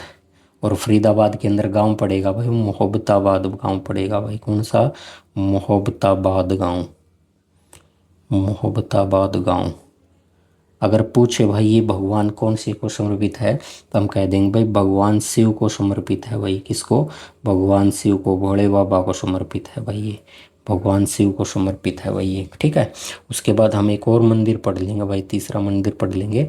तो मंदिर 2 ही है इम्पोर्टेंट भाई इसके अंदर। वैसे तो बहुत सारे मंदिर हो जाएंगे, किसी भी गांव में ही हो जाते हैं 2-2 3-3 4-4 मंदिर। तो किसी किसी गांव में तो भाई 8-10 मंदिर भी हो जाते हैं, छोटे से लेकर बड़े तक, गाड़ से लेकर और भाई चौराहे तय के, गांव गुआंडा तय के मंदिरा की चर्चा नहीं करने वाले हम यहाँ, मेन चर्चा करते हैं भाई। अब बात करते हैं साथियों यहाँ के मेलों की बात करते हैं साथियों। तो मेलों में सबसे पहले हम जिस मेले का नाम पढ़ेंगे वो भाई कनवा का मेला है भाई, कनवा, कनवा का मेला। तो भाई कनवा का मेला पूछा जाएगा हमसे तो हम बता देंगे भाई कनवा का मेला ये फरीदाबाद में भरता है भाई। कहाँ भरता है? फरीदाबाद में भरता है भाई। और फरीदाबाद के अंदर जो गांव है ना भाई, उस गांव का नाम है गाढ़ोत्ता गांव। कौन सा गांव पड़ता है? गाढ़ोत्ता गांव। तो इस गाढ़ोत्ता गांव के अंदर संबंधित है भाई। फिर हम मंदिर पढ़ने वाले हैं भाई फरीदाबाद का आगे, कान्हा गौशाला का मंदिर भाई। ठीक है। कौन सा मंदिर? कान्हा गौशाला का मंदिर भाई, कान्हा गौशाला, कान्हा गौशाला का मेला, मंदिर है तो भाई यहाँ मेला भी भरता होगा ज़रूर से साथियों। ये यहाँ बहीन गांव में पड़ता है साथियों। बहीन या साथियों इसको बहीना गांव बोलते हैं ना, बहीना गांव। और ये साथियों बहीना गांव कहाँ का है, तो ये वो साथियों फरीदाबाद का गांव है भाई। कौन सा, फरीदाबाद का गांव है, ये भी ध्यान रखना। और ये किसकी याद में भरता है भाई, तो ये कान्हा गौशाला का मंदिर जो है ना, ये दादा कान्हा रावत की याद में भरता है भाई। किसकी, दादा कान्हा रावत की याद में भरता है भाई। दादा कान्हा रावत जो हैं इनकी याद में, इनकी याद के अंदर भरता है साथियों। आगे कोई मंदिर है यहाँ पर, वो है पंखा मेला, पंखा मेला। तो मेला का जिक्र चल रहा है, पंखा मेला है। कोई तो पंखा मेला, तो पंखा ले आया करिए, मेला का नाम पंखा मेला हो गया भाई। ये साथियों पूछा जाएगा तो हम बता देंगे भाई फरीदाबाद में है भाई। कहाँ भरेगा, फरीदाबाद में है साथियों। इसके नोट बना के लिख दे भाई, हिंदू एवं मुस्लिम भाईचारे का प्रतीक है भाई। हिंदू मुस्लिम भाईचारे का, हिंदू मुस्लिम भाईचारे का, हिंदू मुस्लिम भाईचारे का जो है ये प्रतीक है भाई। उसको भाईचारे को बढ़ावा देने का काम करता है ये मेला, बढ़ावा देने का काम करता है भाई, बढ़ावा देने का काम करता है। फिर हम पढ़ने वाले हैं भाई यहाँ के और मेले पढ़ने वाले हैं इम्पोर्टेंट जो है साथियों। ये मेला जो है सूरजकुंड का मेला, तो सूरजकुंड का साथियों ये मेला कर लेंगे यहाँ। सूरजकुंड का मेला जो है, तो साथियों सूरजकुंड का मेला इम्पोर्टेंट है भाई। सूरजकुंड का मेला जो है बहुत बहुत इम्पोर्टेंट है सूरजकुंड का मेला। तो एक बार इसको कलर कर लेते हैं भाई, वाइट लेते हैं। तो सूरजकुंड का मेला है ना, एक बार इसको मेला बना दें। अब फिर अपना वही कलर कर लेंगे भाई, रेड वाला वो कलर ले लिया। तो ये मेले की जिक्र करते हैं भाई, सूरजकुंड का मेला साथियों बहुत बहुत इंपॉर्टेंट है। एचएसएससी का फेवरेट क्वेश्चनों में से है भाई। अब इसके ऊपर सारी बात करेंगे साथियों। ये कहाँ पर भरता है भाई, तो ये सूरजकुंड में ही भरता है। कहाँ पर भरता है, सूरजकुंड में ही भरता है साथियों। फरीदाबाद के अंदर भी भरता है, सूरजकुंड के अंदर भरता है साथियों। इससे संबंधित आपसे एग्जाम के अंदर पूछा जाएगा साथियों, इसका आयोजन पूछा जाएगा भाई कब होता है। तो साथियों इसका आयोजन लगभग इसका आयोजन फरवरी में ही होता है। कई बार ऐसा होता है कि जनवरी की लास्ट तारीख या तो 30 को, 31 को, 28 को शुरू हो जाता है, लेकिन अमूमन तौर पर मोस्टली जो है 1 से 15 फरवरी जो है, 1 से 15 फरवरी जो है ये भरता है 15 दिन के लिए, ठीक है। कई बार वो 30 जनवरी से शुरू हो जाएगा तो साथियों 14 को भी ख़त्म हो सकता है, 13 को भी हो सकता है, या 15 को भी हो जाएगा, एक दिन एक्स्ट्रा चला जाएगा। तो ये ध्यान रखना, बस फरवरी के शुरू के 15 दिन में भरता है भाई, ठीक है ना। नोट बना के लिख देंगे भाई, नोट बना के, क्योंकि इस मेले के अंदर पूरे भारतवर्ष से लोग आते हैं भाई। कौन से लोग आते हैं, जिन लोगों ने हाथों का काम सीख रखा भाई, शिल्पकारों का जो काम सीख रखा ना, तो इसे नोट बना के लिख लेंगे। इसे जो है, इसे शिल्पकारों का कुंभ के नाम से, शिल्पकारों का कुंभ, शिल्पकारों का कुंभ जो है इसके नाम से जानते हैं साथियों। इसी मेले को अंतर्राष्ट्रीय क्राफ्ट मेले का नाम से जानते हैं भाई, अंतर्राष्ट्रीय क्राफ्ट मेला। इसको किस नाम से जानते हैं साथियों, अंतर्राष्ट्रीय क्राफ्ट मेला के नाम से भी जानते हैं भाई। इसके बारे में लिख सकते हैं भाई, प्रथम बार इसका आयोजन कब किया गया था भाई। प्रथम बार इसका आयोजन जो किया गया था, तो प्रथम बार आयोजन किया गया था 1987 में। और साथ ही 1987 में किया गया था, जिला स्तर पर किया गया था भाई। तो जिला स्तरीय कार्यक्रम था ये भाई, या जिला स्तरीय आयोजन था इसका। तो जिला स्तरीय आयोजन पहली बार हुआ था 1987 के अंदर। साथियों राज्य स्तर का इसको दर्जा कब मिला था भाई, तो राज्य स्तर के ऊपर कब भरा गया था, राज्य स्तर का दर्जा जो दिया गया था, राज्य स्तर का दर्जा तो इसके अगले साल मिल गया था भाई इसको, 1988 में मिल गया था भाई, ठीक है, 1988 में मिल गया। अब ये पहले जिला स्तर का था, फिर ये राज्य स्तर का हो गया, फिर एक साल अगले साल क्या हो गया, ये राष्ट्रीय स्तर का दर्जा प्राप्त हो गया भाई इसको। तो राष्ट्रीय स्तर का दर्जा कब मिला था भाई इसको, राष्ट्रीय स्तर का दर्जा, राष्ट्रीय स्तर का जो दर्जा है, तो साथियों राष्ट्रीय स्तर का इसको दर्जा मिला था 1989 में। कब मिला था, 1989 के अंदर मिला था साथियों। इसी के बारे में नोट बना के लिख सकते हैं, इसी के बारे में साथियों नोट बना के लिख सकते हैं कि हरियाणा प्रथम, इसमें प्रथम थीम राज्य कौन था भाई, प्रथम थीम राज्य, तो साथियों इसमें प्रथम थीम राज्य के रूप में हमने बुलाया था राजस्थान को। नोंदा दे के आए थे भाई राजस्थान में कि चुल्ला नोंद है भाई, सारे के सारे शिल्पकार पहुंचियो भाई मेला के अंदर। तो राजस्थान राज्य जो है ये पहला हमारा प्रथम थीम राज्य बना था। साथियों इसी के बारे में हम नोट बना के लिख सकते हैं, इसी के बारे में हम नोट बना के लिख सकते हैं कि क्या कि इस मेले में इस मेले में इस मेले में भाग लेने वाला इस मेले में भाग लेने वाला इस मेले में भाग लेने वाला जो है प्रथम बाहरी देश कौन सा था भाई? प्रथम बाहरी देश। तो प्रथम बाहरी देश जो था ना इसमें भाग लेने के लिए आया था वो इजिप्ट था भाई। कौन सा था? इजिप्ट था। और साथियों इजिप्ट जो है इसको हम मिस्र के नाम से बोलते हैं भाई। किस नाम से बोलते हैं? मिस्र के नाम से बोलते हैं। और ये 2009 में शामिल हुआ था भाई, पहला बाहरी देश के रूप में शामिल हुआ था। साथियों उसके बाद फिर एक नोट बना के लिख देंगे, इसके बारे में कि अंतर्राष्ट्रीय स्तर का जो मेला हो गया वही अंतर्राष्ट्रीय सतर का मेला, अंतर्राष्ट्रीय सतर का जो इस मेले को दर्जा दिया गया था वो साथियों 2012 में मिला था भाई। इसको कब मिला था? 2012 में मिला था। जब 2012 में इसको मिला तो प्रथम थीम देश कौन सा बना था भाई? प्रथम थीम देश। तो साथियों प्रथम थीम देश इसमें जो बना था ना वो थाईलैंड बना था भाई। कौन सा बना था? थाईलैंड बना था। प्रथम थीम देश थाईलैंड बना था। साथियों कैशलेस मेले का भी इसको दर्जा मिला था भाई। कैशलेस इसलिए मिला था भाई 2016 में जब नोट सारे के सारे बंद कर दिए थे 2016-17 में। जब ये मेला भरा था 2016 जैसे ही ख़त्म हुआ था, 17 का शुरू हुआ था, तो 2017 के अंदर साथियों जब इस मेले का आयोजन फरवरी में किया गया तो लोग की गोजाम पीछे कौन थे भाई? क्या तो कौन थे? बैंका में चेंज नहीं होने लग रहे थे, उधार मांगनी पीछे नहीं दे रहे थे, जो पीछे दे रहे थे वो जमा कराने खातर लाइन में लागना पड़ा था, टेम किसी का न था नहीं भाई। तो इसका मतलब भाई कैशलेस मेला की शुरुआत कर दी। तो नोट बना के इसके बारे में लिख देंगे भाई, नोट बना के लिख देंगे। अब हम बात करते हैं साथियों 38वां की। 38वां सूरजकुंड मेला, हालांकि हम तो 39वां भी पढ़ेंगे पेपर के अंदर साथियों। ये दो ही पूछे जाएंगे अगर पूछा जाएगा तो, क्योंकि पहला ये सारी चीज़ तो हमने पढ़ ली है। सूरजकुंड मेला जो है साथियों ये 2025 के अंदर भरा गया था, फरवरी के अंदर 2025 में। और साथियों उस समय इसकी शुरुआत जो हुई थी ना तो 7 फरवरी से शुरू हुआ था और ये 23 फरवरी तक चला था।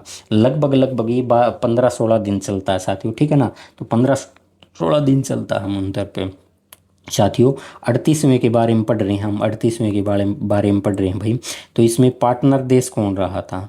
तो इसमें पार्टनर देश, तो साथियों 38वां 2025 में था ना, तो इसमें 6 देश पार्टनर देश रहे थे भाई। 6 देश बुलाए थे हमने, भारत के सारे पड़ोसी देशों को हमने बुलाने का काम कर दिया था। एक अपना मित्र छोड़ की, मित्र का मतलब भाई वो दुश्मन वाला मित्र भूटान, और एक म्यांमार है भाई, म्यांमार जो बर्मा के नाम से जाना गया था, म्यांमार जिसको बोलते हैं।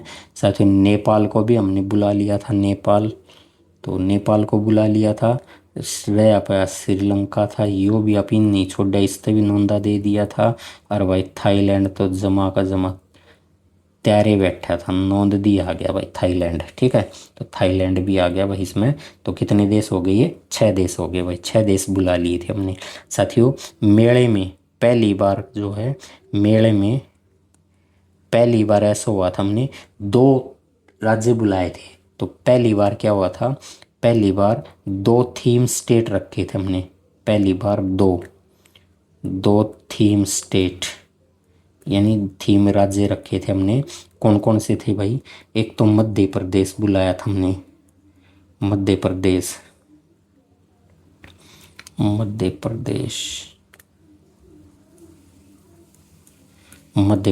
बुलाया था। और दूसरा भाई आपा उड़ीसा ने भी नोंद दिए थे, गेली की गेली गए भाई, थोड़ा सा और हैंडल मार दिया, अगन पहुंच गए तो उड़ीसा ने भी ले आए थे भाई। कहना अब साथियों यहाँ से 2-3 प्रश्न मैं आपसे पूछता हूँ। साथियों सूरजकुंड मेले के बारे में पूछा जाता है भाई, सूरजकुंड मेले के बारे में पूछा जाता है कि सूरजकुंड मेले के ब्रांड एम्बेसडर पूछे जाते हैं भाई। साथियों क्या पूछे जाते हैं? ब्रांड एम्बेसडर पूछे जाते हैं भाई, इसके ब्रांड एम्बेसडर। तो साथियों ब्रांड एम्बेसडर जो है ना, इसके जो व्यक्ति ब्रांड एम्बेसडर के रूप में रहे हैं पति पत्नी, उनमें से भाई दी किस नाम से बोलते थे धर्मेंद्र को? हीमैन ना, धर्मेंद्र हीमैन था ये। साथियों अब ये वर्तमान में तो ये नहीं है भाई, जीवित नहीं है वह। इनके साथ हेमा मालिनी जो है, इनको बनाया गया था हेमा मालिनी भाई। पति पत्नी दोनों को बुलाया गया था भाई, इन दोनों को। तो हेमा मालिनी सांसद भी हैं भाई, सांसद को बुलाया गया था और धर्मेंद्र, ये दोनों एम्बेसडर बनाए गए थे ब्रांड एम्बेसडर इस मेले के।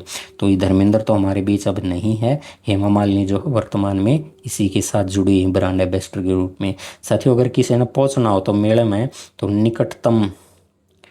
निकटतम मेट्रो स्टेशन कौन सी है भाई? इसके निकटतम मेट्रो स्टेशन, तो इसका निकटतम मेट्रो स्टेशन जो है ना, वो बदरपुर मेट्रो स्टेशन है भाई। कौन सा है? बदरपुर मेट्रो स्टेशन है भाई। तो ध्यान रखियो भाई, बदरपुर मेट्रो स्टेशन जो है इसके सारा में नज़दीक लग गए है भाई। बदरपुर मेट्रो स्टेशन इसका सारा में नज़दीक लग गए हैं। साथियों नोट बना के हम लिख सकते हैं, नोट बना के लिख सकते हैं वो। और YMCA चौक जो है ना, YMCA चौक साथियों, ये फरीदाबाद का FBD का क्या है? अंतिम मेट्रो है भाई। कौन सा है? अंतिम मेट्रो है। तो फरीदाबाद की अंतिम मेट्रो जो है वो कौन सी है? YMCA चौक है भाई। उसके बाद साथियों हम बात करने वाले हैं, नोट बना के लिख लेना भाई, 39वां सूरजकुंड मेला। 39वां सूरजकुंड मेला, और ये मेला है भाई 2026 का। कौन से वाला है? अब हम पढ़ने वाले हैं भाई 2026 को, पढ़ने वाले हैं 2026 को। तो साथियों इसके बारे में पढ़ेंगे। इसका आयोजन जो हुआ था ना भाई, 31 जनवरी से इसका आयोजन हुआ था, और ये 15 फरवरी तक चला था भाई। 31 जनवरी से 15 फरवरी 2026 में इसका आयोजन किया गया था भाई। तो इसमें हम 2 क्वेश्चन पढ़ेंगे भाई। एक क्वेश्चन तो ये पूछा जाता है पेपर में कि पार्टनर देश कौन रहा है भाई, इसमें पार्टनर देश कौन रहा है? तो इसमें हमने मिस्र को पार्टनर देश के रूप में आमंत्रित किया था भाई, मिस्र को पार्टनर देश के रूप में आमंत्रित किया था। इससे पहले मिस्र 2009 में आप पहुंचा था, लेकिन वो पार्टनर देश नहीं था भाई, पार्टनर देश उस समय नहीं था। पार्टनर देश के रूप में मिस्र जो आएगा ना, वो कह देना 2026 में आया है भाई। अब हम थीम जो है ना, थीम राज्य, थीम स्टेट की बात करते हैं। तो साथियों इसमें थीम स्टेट के रूप में हमने उत्तर प्रदेश को बुलाया था भाई। किसको बुलाया था? उत्तर प्रदेश को बुलाया था। और साथ ही साथ नोंद दिए थे भाई, मेघालय को भी नोंदने का काम कर दिया था। लेकिन पेपर में पूछेगा तो हम भाई इसको उत्तर प्रदेश बता देंगे, ठीक है ना, उत्तर प्रदेश बता देंगे भाई। चलो आगे बात करते हैं भाई, यहाँ की शिक्षा की बात करते हैं भाई। फरीदाबाद के अंदर जो शिक्षा है इसके ऊपर बात करते हैं। तो साथियों सबसे पहले यहाँ शिक्षा की बात करेंगे, तो यहाँ बात करेंगे भाई जगदीश चंद्र बसु के नाम से एक YMCA विश्वविद्यालय है भाई। जगदीश चंद्र बसु, जगदीश चंद्र बसु YMCA विश्वविद्यालय। तो इसकी बात कर लेते हैं भाई, विश्वविद्यालय की बात करते हैं। साथियों ये व्यक्ति कौन था? ये व्यक्ति, ये एक यंग मैन क्रिश्चियन एसोसिएशन जो है उसकी तरफ से था भाई। लेकिन इसकी स्थापना पेपर वाला हमसे पूछे तो स्थापना 1969 में इसकी स्थापना हुई थी भाई। 1969 में सबसे पहले कॉलेज के रूप में हुई थी भाई। सबसे पहले कॉलेज के रूप में, सबसे पहले कॉलेज के रूप में, सबसे पहले कॉलेज के रूप में जो है ये इसकी स्थापना की गई थी भाई। इसको जो है ना स्थापना किया गया था, तो ये किस प्रोजेक्ट का हिस्सा था? तो ये इंडो बर्मन प्रोजेक्ट जो था, या इंडो जर्मन जो है प्रोजेक्ट जो है का हिस्सा था भाई। इस प्रोजेक्ट का हिस्सा था, ये इंडो जर्मन प्रोजेक्ट का हिस्सा था भाई। साथियों इसको विश्वविद्यालय का दर्जा कब दिया गया था? इसको विश्वविद्यालय का दर्जा जो दिया गया था, विश्वविद्यालय का दर्जा इसको दिया गया था भाई 2009 के अंदर। कब दिया गया था? वर्ष 2009 में दिया गया था भाई इसको, वर्ष 2009 में दिया गया था। तो इसको लिखे वर्ष 2009 में इसको विश्वविद्यालय का दर्जा दिया था। साथियों अगर लिखना चाहें तो मैं आपसे नोट बना के एक बात और लिखूंगा, क्योंकि इसका नाम जो है जगदीश चंद्र बसु, तो ये चंद्र बसु जो है इसको जगदीश चंद्र बसु 2018 में नाम दिया गया था भाई। जगदीश चंद्र बसु जो है ये नाम जो है ये नाम 2018 में इसका नाम हुआ था भाई। ठीक 2018 में इसको नाम हुआ था भाई। साथियों ये कौन थे जगदीश चंद्र बसु जो थे, कौन थे? तो ये साथियों कैस्कोग्राफर का आविष्कार किया था इन्होंने। किसका आविष्कार किया था? कैस्कोग्राफर का आविष्कार किया था। यहाँ लिख दे क्रेस्कोग्राफर। कौन है भाई ये? क्रेस्कोग्राफ जो है ना, क्रेस्कोग्राफ, तो इसका आविष्कार किया था भाई। ग्राफ का आविष्कार किया था इन्होंने, आविष्कार किया था। साथियों ये क्रेस्कोग्राफ क्या होता है? पौधों में वृद्धि मापने का यंत्र जो होता है ना उसको बोलते हैं भाई। तो इसके ब्रैकेट में लिख लेना पौधों में वृद्धि, पौधों में वृद्धि यानी पौधे बढ़िया कर तो किसका मापांगे भाई? वृद्धि मापने का यंत्र जो था ना उसका आविष्कार किया था भाई इन्होंने, कैस्कोग्राफ का आविष्कार किया था। अब बात करते हैं साथियों यहीं पर एक मानव रचना यूनिवर्सिटी है। कौन सी है? मानव रचना। मैं तो मानव रचना में जाया उड़ा हूँ भाई, पेपर देने गया था। मानव रचना विश्वविद्यालय जो है, मानव रचना विश्वविद्यालय,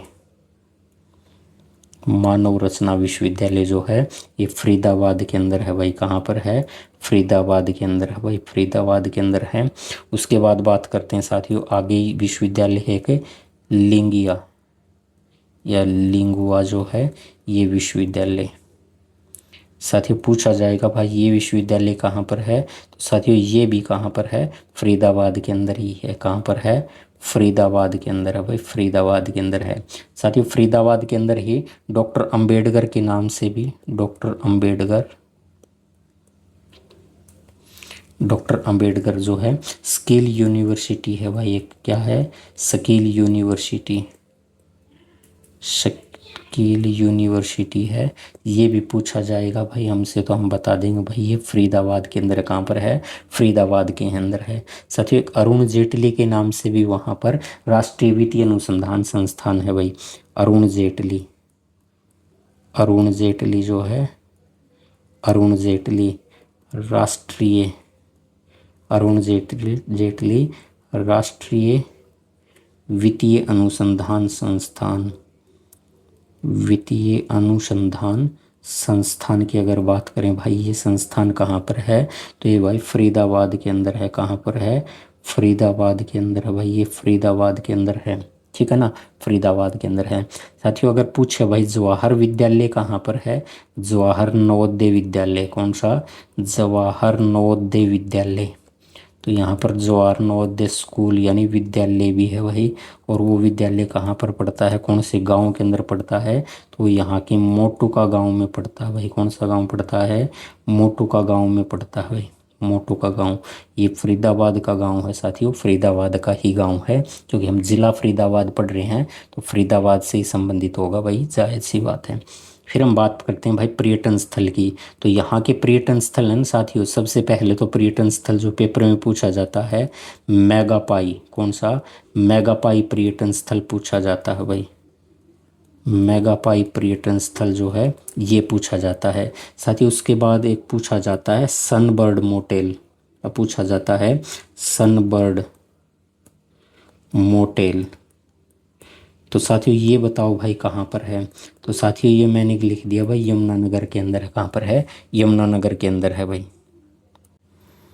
आगे पढ़ते हैं भाई, आगे लिवाड़ा की चर्चा करते हैं। अब हम पढ़ते हैं साथियों राजहंस। क्या पढ़ते हैं?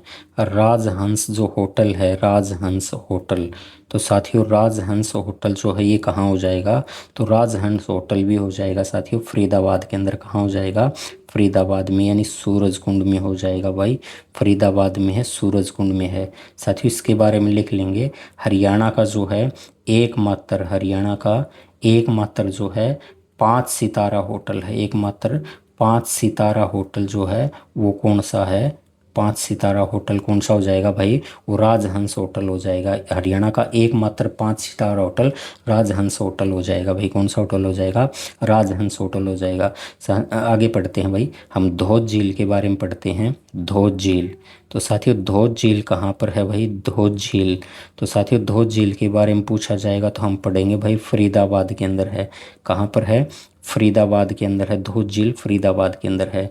साथियों आगे पढ़ने वाले हम अरावली गोल्फ कोर्स की, किसको पढ़ने वाले हैं, Aravali golf course, Aravali golf course.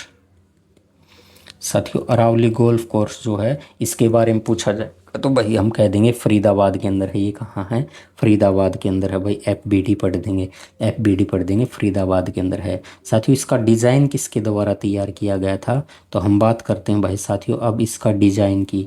तो साथियों इसका डिज़ाइन जो तैयार किया गया था वो किसके द्वारा तैयार किया था, लोसफ एल्स्टीन के द्वारा किया गया था भाई। लोसफ जो है एल्स्टीन के द्वारा किया गया था, लोसफ एल्स्टीन के द्वारा किया गया था भाई, लोसफ एल्स्टीन के द्वारा किया गया था।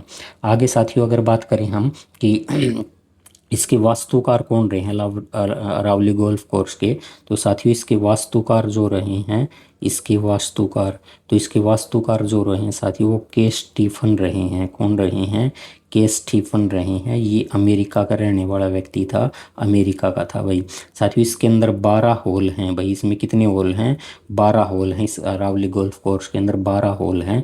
और साथियों 1966 में ये तैयार हुआ था भाई। कब तैयार हुआ था, 1966 में ये तैयार हुआ था, ये भी ध्यान रखना 1966 में तैयार हुआ था। आगे पढ़ने वाले हैं साथियों हम शेख फरीद का गुंबद पढ़ने वाले हैं भाई। शेख फरीद का गुंबद, शेख फरीद का गुंबद।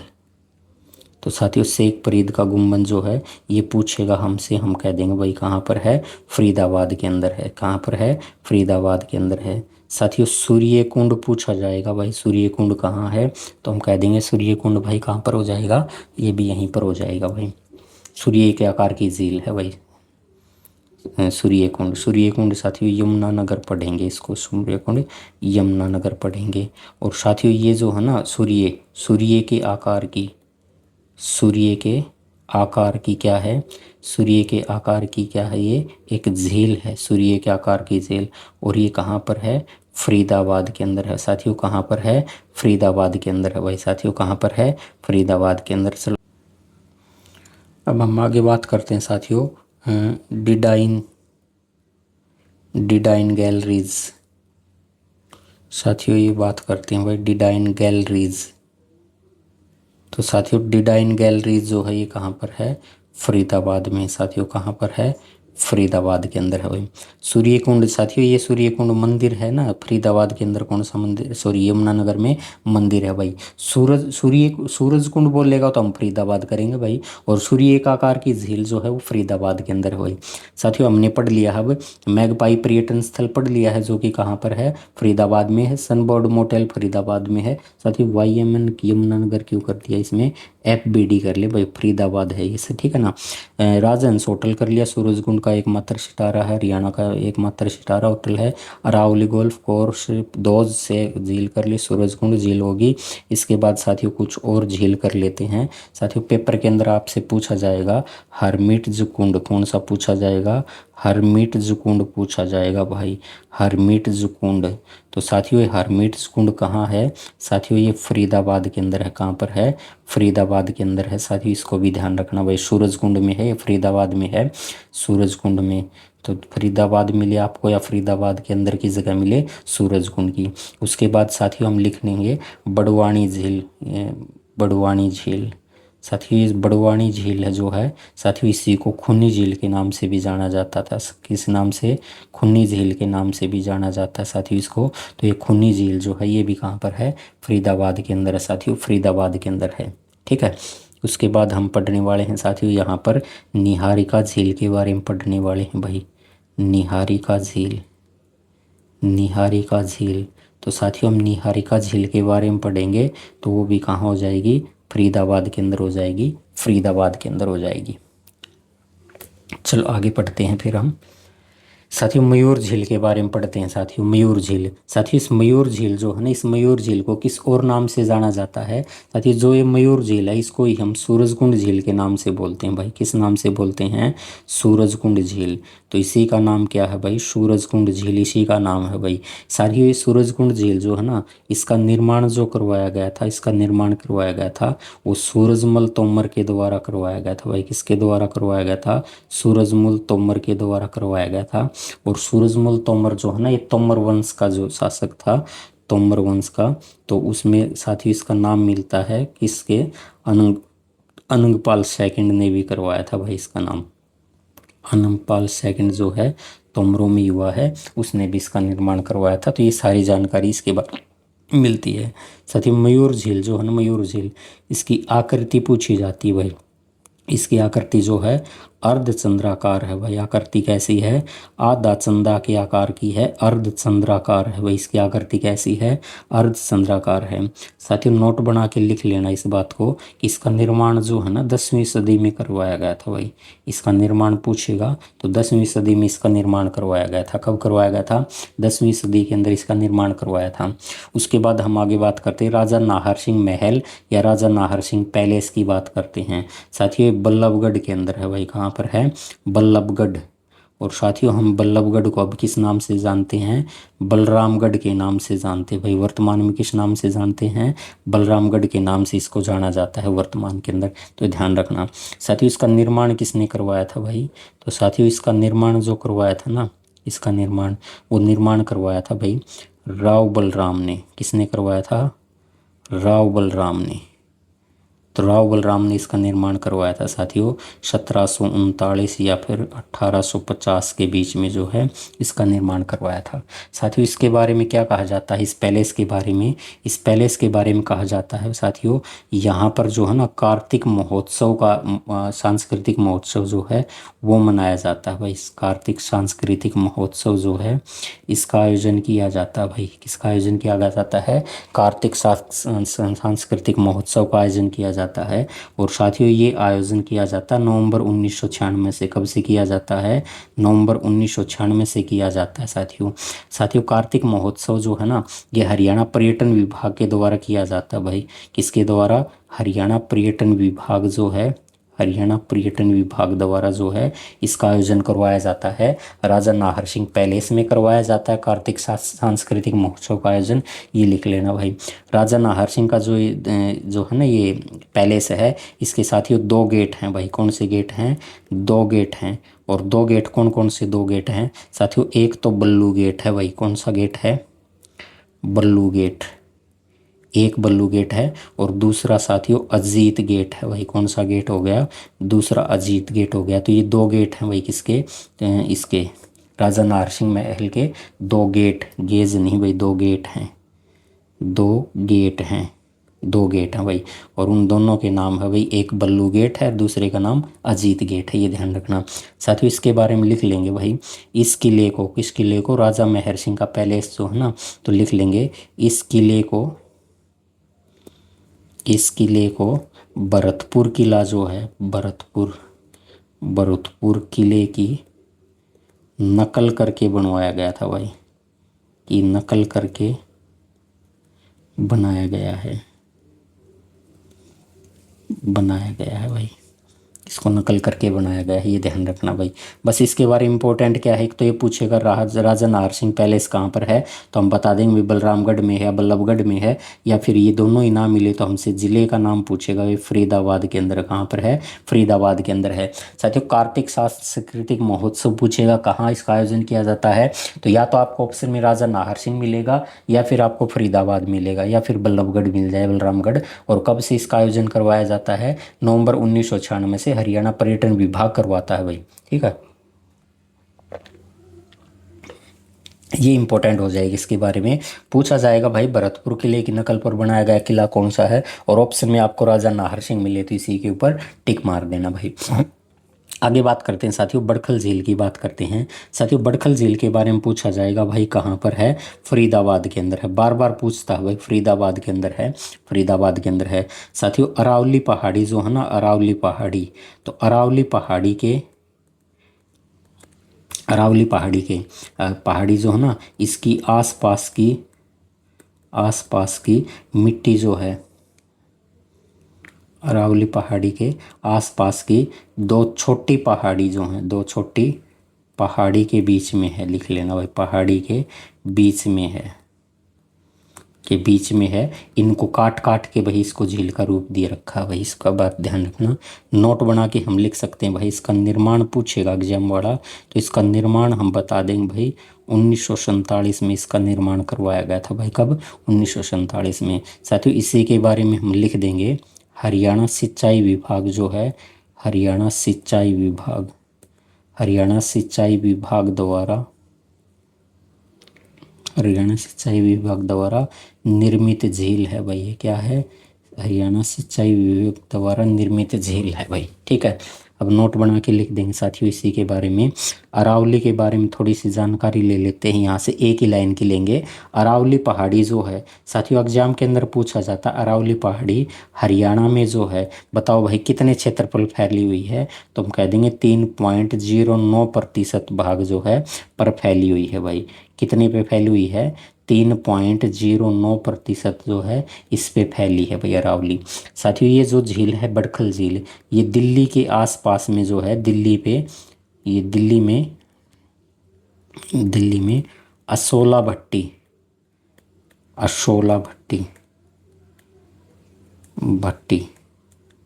ये असोला भट्टी जो है ना, ये बर्ड सेंचुरी है भाई, बर्ड सेंचुरी आएगा ना, शे ऊपर आएगा, ये उल्टी लिख दिया। बर्ड सेंचुरी के समीप है भाई, बर्ड सेंचुरी जो है उसके समीप है भाई, ये ध्यान रखना। राजा नाहर सिंह क्रिकेट स्टेडियम की चर्चा करते हैं साथियों। तो राजा नाहर सिंह क्रिकेट स्टेडियम जो है पूछा जाएगा हमसे कहाँ पर है, तो हम सारे बता देंगे भाई, फरीदाबाद के अंदर है भाई। कहाँ?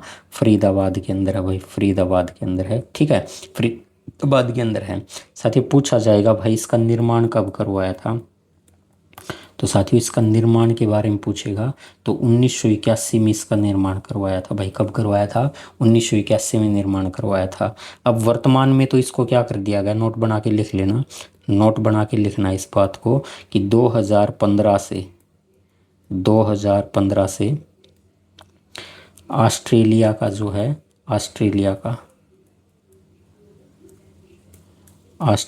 के मेलबर्न स्टेडियम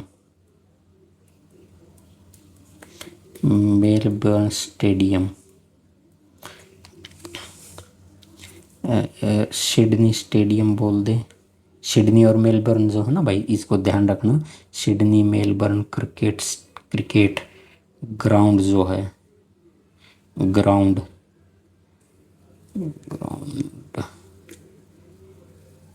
ग्राउंड की तर्ज पर तैयार किया जा रहा भाई, इसको तैयार किया जा रहा है। ठीक है ना, तो ये नाम आपने ज़रूर से ज़रूर सुन रखा होगा। साथ ही इसके बारे में लिख सकते हैं कि इसका पुराना नाम क्या था भाई। ठीक है, तो इसका पुराना नाम पूछा जाएगा हमसे, तो इसको मयूर स्टेडियम के नाम से जानते थे भाई, मयूर स्टेडियम के नाम से जो है इसको जाना जाता था भाई, इसको मयूर स्टेडियम भी बोलते थे। साथियों इसके अंदर से खास बात क्या लिखने के आएगी, राजा नाहर सिंह जो थे, राजा नाहर सिंह साथियों, राजा नाहर सिंह जो थे ये तेवतिया गोत्र के थे भाई। किस गोत्र के थे? तेवतिया गोत्र के थे। तो ये तेवतिया गोत्र के थे, राजा नाहर सिंह जो थे तेवतिया गोत्र के थे। साथियों राजा नाहर सिंह के बारे में हम पूछेंगे। राजा नाहर सिंह जो है, राजा नाहर सिंह को लाल किला के दीवाने आम होता था भाई, लाल किला के अंदर दीवाने आम, तो उसमें पेश किया गया था भाई, दीवाने आम में पेश किया गया था भाई, पेश किया गया था। तो ये भी ध्यान रखना, इनको पेश किया गया था। साथ ही इनके बारे में और लिख देंगे कि 9 जनवरी और 1800 58 58 में चांदनी चौक पर इनको फांसी दी गई थी भाई। चांदनी चौक, दिल्ली का चांदनी चौक है ना भाई, चांदनी चौक में फांसी दी गई थी इनको, राजा नाहर सिंह को फांसी दी गई थी, फांसी दी गई थी। साथियों जनरल कौन था भाई, किसके द्वारा उस समय ये सारी कहानी रची गई थी? तो सावर्ज जो था ये जनरल, उस समय जनरल हुआ करता था सावर्ज। साथियों इसी के बारे में हम आगे लिख सकते हैं कि सैन्यकार आयोग जो है ना, सैन्य आयोग, उसका अध्यक्ष था चैम्बरलेन, जिसने फांसी की सिफारिश की थी भाई। तो हम लिख देंगे सैन्य आयोग के अध्यक्ष, सैन्य आयोग का अध्यक्ष था जिस व्यक्ति का नाम था general Chamberlain, Chamberlain, general Chamberlain, Chamberlain, Chamberlain, जिसने फांसी की सिफारिश की थी भाई, जिसने फांसी की सिफारिश, जिसने फांसी की सिफारिश की थी भाई, फांसी की सिफारिश की थी, ये लिख लेना इसके अंदर ही। साथ ही इसी के अंदर लिख लेंगे राजा नाहर सिंह की फांसी का उल्लेख जो मिलता है वो विशंबरनाथ कौशिक, जिनका संबंध अम्बाड़ा से है, उनकी पत्रिका है चांद पत्रिका, उसमें मिलता है। तो इस लाइन को लिखेंगे, एचएसएससी ने पूछ लिया भाई, राजा नाहर सिंह, राजा नाहर सिंह, राजा नाहर सिंह की फांसी का उल्लेख, राजा नाहर सिंह की फांसी का उल्लेख जो है, फांसी का उल्लेख विशंबरनाथ कौशिक,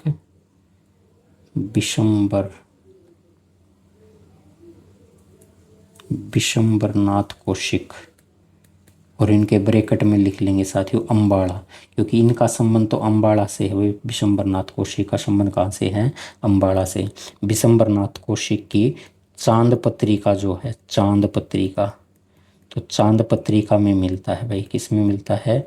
चांद पत्रिका में मिलता है, चांद पत्रिका में मिलता है, चांद पत्रिका में मिलता है भाई, ये ध्यान रखना भाई इसके बारे में। ठीक है, आगे हम लिखने वाले हैं साथियों, यहाँ पर प्रथम रणजी का मैच हुआ था भाई, यहाँ पर प्रथम रणजी मैच। तो साथियों ये प्रथम रणजी का मैच जो हुआ था ना 1982 में हुआ था, 1982 में हुआ था, 1982 में हुआ था साथियों। इसके अंदर साथियों किस किस के बीच में हुआ था? साथियों ये हरियाणा के बीच में हुआ था, हरियाणा तो इसमें हार गया था, और एक सर्विसेज की टीम थी भाई, किसकी टीम थी? सर्विसेज की टीम थी, जिसने इसमें जीत हासिल की थी भाई। ठीक है, तो सर्विसेज की टीम हार गई थी, जीत गई थी, और हरियाणा की टीम जो है वो हार गई थी। साथियों यहाँ पर प्रथम ओडीआई जो है, वनडे इंटरनेशनल, प्रथम ओडीआई जो है क्रिकेट का match, ODI cricket match, ODI cricket match जो है साथियों 1988 के अंदर हुआ था भाई। कब हुआ था? 1988 में भारत के साथ हुआ था, और भारत इसमें हार गया था। दूसरी टीम थी साथियों इसमें वेस्ट इंडीज़ की टीम थी। कौन सी टीम थी? वेस्ट इंडीज़ की टीम थी, जो साथियों जीत गई थी, वही वेस्ट इंडीज़ की टीम जीत गई थी, ये ध्यान रखना साथियों। हरियाणा हरिकेन के नाम से जाना जाता है, हरियाणा का तूफान के नाम से जाना जाता है कपिल देव। तो कपिल देव के द्वारा जो है अपना अंतिम ओडीआई मैच खेला था भाई, अपना अंतिम ओडीआई मैच जो था वो यहीं पर खेला था भाई, अंतिम ओडीआई मैच यहीं पर खेला था 1994 के अंदर, और वो इसी स्टेडियम में खेला गया था भाई। अंतिम ओडीआई मैच जो था इसी स्टेडियम में, लिख लेना, इसी स्टेडियम, इसी स्टेडियम में खेला था भाई, इसी स्टेडियम में खेला गया था, ये ध्यान रखना, इसी स्टेडियम में खेला गया था। और क्या कह सकते हैं भाई, इसमें अंतिम जो अंतर्राष्ट्रीय ओडीआई हुआ था, और अंतर्राष्ट्रीय ओडीआई हुआ था वो मैच 2006 में हुआ था भाई, यहाँ पर 2006 में हुआ था। और साथियों ये किस किस के बीच में हुआ था? तो ये भारत और इंग्लैंड के बीच में हुआ था भाई। किस किस के बीच में? भारत इंग्लैंड के बीच। भारत जीत गया था, इंग्लैंड हार गया था भाई। तो ये कहानी है राजा नाहर सिंह स्टेडियम की। साथियों उसके बाद हम बात करते हैं राजा नाहर सिंह स्टेडियम हो गया, उसके बाद बात करते हैं साथियों हरियाणा राज्य खेल परिसर, राज्य खेल परिसर। साथियों इसके बारे में पूछा जाएगा तो ये फरीदाबाद के अंदर है भाई। कहाँ पर है? फरीदाबाद के अंदर है साथियों। अगर बात करूँ साथियों मैं वेट लिफ्टिंग की, तो वेट लिफ्टिंग की अकेडमी कहाँ पर है भाई? वेट लिफ्टिंग, तो वेट लिफ्टिंग अकेडमी कहाँ पर है? तो ये वेट लिफ्टिंग की अकेडमी है भाई वो फरीदाबाद के अंदर है। कहाँ पर है?